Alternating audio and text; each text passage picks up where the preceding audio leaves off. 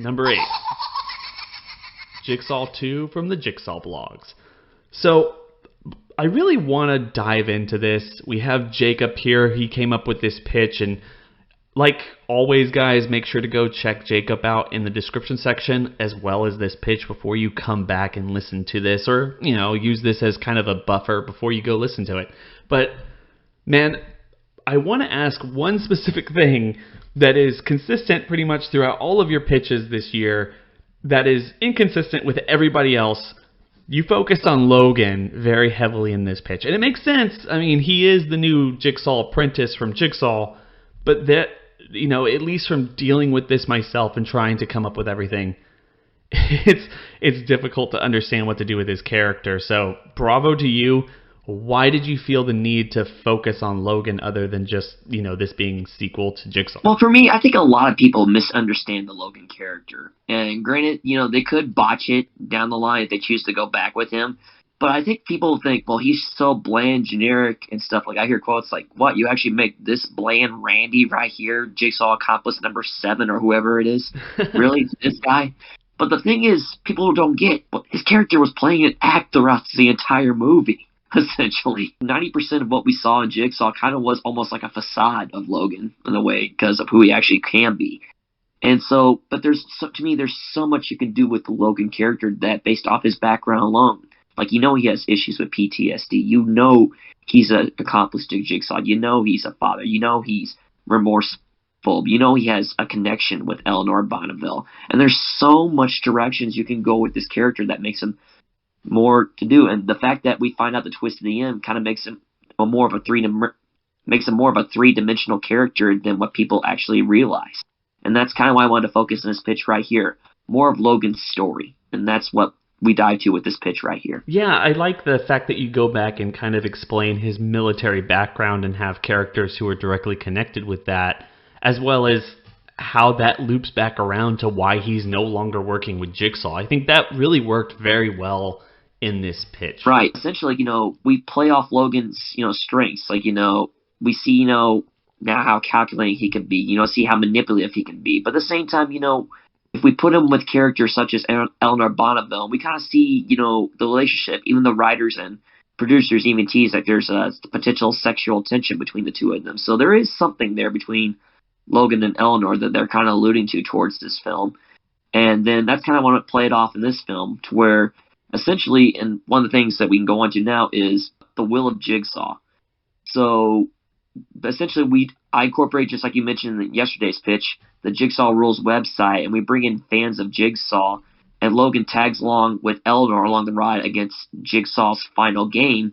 And then we find out throughout flashbacks, we bring in, Hoffman, Amanda, and John back into the fall via flashbacks, and each traps that the Jigsaw Rules fans, along with Eleanor and Logan, go through are traps being built in the past by Hoffman, Amanda, John, and Logan. I really like the idea of all of them working together.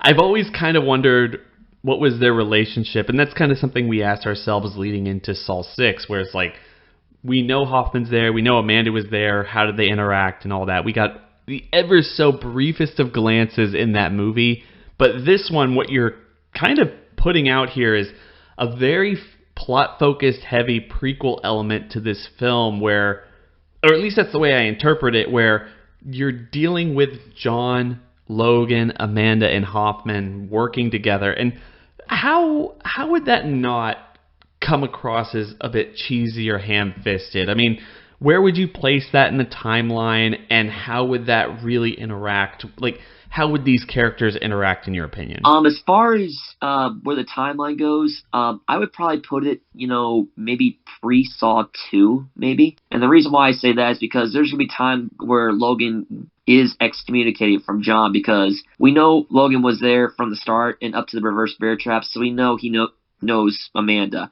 Plus, we know Hoffman was before Amanda, is what we can establish as well. Mm-hmm. So I would say that, maybe there's that interaction where maybe Hoffman and Logan have more of a, bond than Logan and Amanda per se, because Logan did build the reverse bear trap with John, so Amanda may have some resentment towards him in a way. As we saw in Saw 6, Hoffman and Amanda really didn't quite get along And in fact, Hoffman was kind of getting toward the fact of trying to get rid of Amanda. Maybe Logan and Hoffman can have like a little connection based off, them being like, military or police officers. They can have that form of connection and brutality. Like we see Logan's vengeful. Hoffman obviously was vengeful, so maybe they can bond in that way, but they can have their disagreements as well. Like Logan, could be more, patriotic, like serving more of the military branch and stuff like that. But we can get more interactions with Hoffman and Amanda themselves. And not to mention, we could see, what is Logan's relationship with John? How is it different from John's relationship with Hoffman, John's relationship with Amanda? I feel like there needs to be somewhat of a connection that's different than Hoffman and Amanda that Logan needs to have with John. And that's kind of what I want to touch more on this. So we can have the thing where, like, as soon as, like, we see a trap, we can cut to, them setting up, building the next trap. So before they get to the next room, as soon as they open the door, we actually cut to, Hoffman open the door. And then we see Amanda walking in carrying some stuff, Logan carrying some stuff. They're just interacting with each other, setting things up.